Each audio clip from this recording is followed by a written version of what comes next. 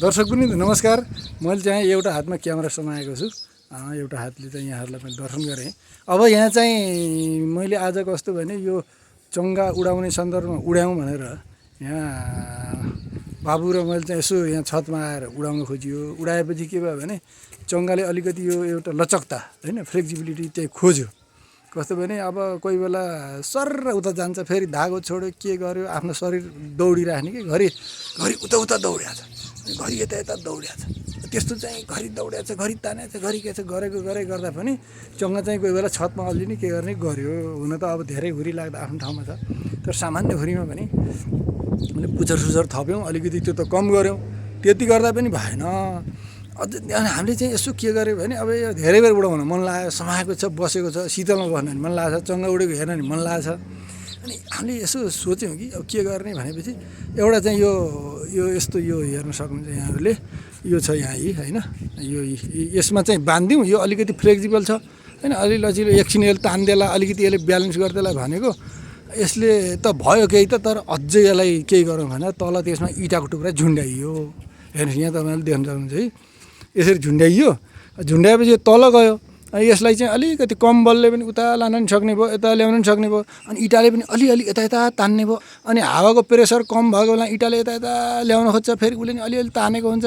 त्यसरी चाहिँ सन्तुलित भएर चङ्गा अडिरहनलाई सहयोग पुग्ने भयो भन्ने सोचियो। र हामीले चाहिँ के गर्यौँ भन्दा यसरी डोरीमा टक्क चाहिँ त्यहाँ एउटा यसरी पहिले डोरीमा यो बाँधियो, इँटालाई लान्छ यसरी तल उड्यो यो तानेको छ है, यहाँ यसरी तान्यो।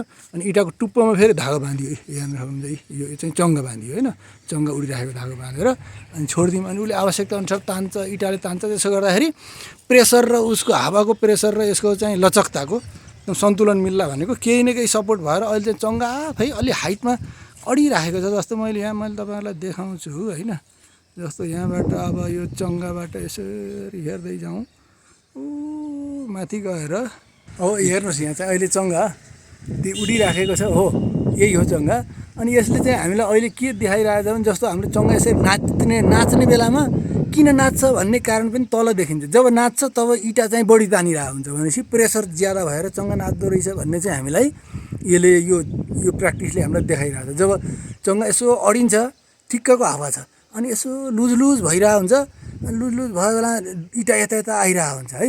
अनि चङ्गाको त्यो चाल छ नि, त्यो मुभमेन्ट र प्रेसर हामीलाई चाहिँ कनेक्सन हुनलाई चाहिँ यो इँटाले हामीलाई थाहा दिने रहेछ। अब कस्तो प्रेसर छ, कम प्रेसर हुँदा तेरो चङ्गा कस्तो हुन्छ हेर भनेर इँटाले हामीलाई देखाइरहेको रहेछ। बढी प्रेसर हुँदा के गर्छ, घुम्छ है, हेर म पनि घुमेको बेला तान्केँ भनेर यसरी देखाउँदो रहेछ। त्यही भएर हामीले पनि चङ्गा उडाउँदा के गर्न सकियो भने जस्तो यहाँ तल इँटा देखाउँ है, जस्तो हामीले के विचार गर्न सकियो भने यदि चाहिँ इँटा झुन्डाएर त हामीले सधैँ गरिन्न होइन, तर हामीले चाहिँ जस्तो हामीले चाहिँ के चङ्गा उडाउने बेलामा के गर्नुपर्छ, जब चङ्गा नाच्छ नि त्यति बेला चाहिँ त्यो भुइँमा झर्ने सम्भावना हुने हुनाले त्यति बेला धागो छ भने अलिअलि छोडेर भए पनि हल्का छोडेर भए पनि त्यसलाई भुइँमा झर्न नदिने गर्नुपर्ने छ। किनकि त्यसले हावाको प्रेसर ज्यादा भयो भने हामीले चङ्गा छोडिदियौँ भने त्यो प्रेसरले चङ्गालाई घुमाउन पाएन होइन।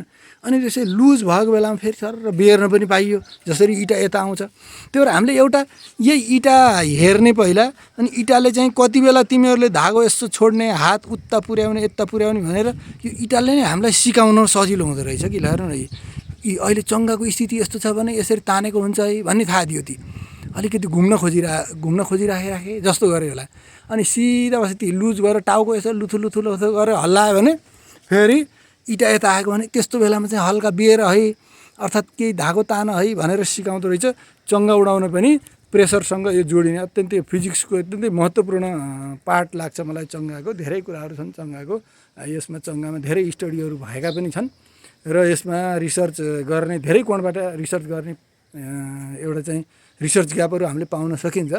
त मैले चाहिँ यो अहिले दसैँको बेलामा चङ्गा उडाउने सन्दर्भमा यो इँटाले कति कुरा थाहा दिन्छ भनेर हामी चाहिँ एउटा इँटाको टुक्रा झुन्डाएर यो जानकारी दिएँ। यो यहाँहरूलाई कस्तो लाग्यो होइन, यो मैले छोटकरीमा त्यस्तो चाहिँ बोर्डमा यस्तो देखाउने गरी त बनाउनु पाइनँ। यो भिडियो कस्तो लाग्यो, मन पऱ्यो भने कृपया लाइक सेयर गर्नु होला। मैले केही भन्दाखेरि कमी कमजोरी त अवश्य भयो होला नि, यहाँ अलिकति हावा चलेको छ, छतमा त्यति लाइट के कस्तो देखिएको छ मैले भन्न सक्दिनँ, केही कमी कमजोरी रह्यो होला नि। यहाँको चाहिँ कमेन्टको म हार्दिक अपेक्षा राख्छु। अहिलेलाई म यहाँहरूबाट बिदा हुन्छु। धन्यवाद, नमस्कार।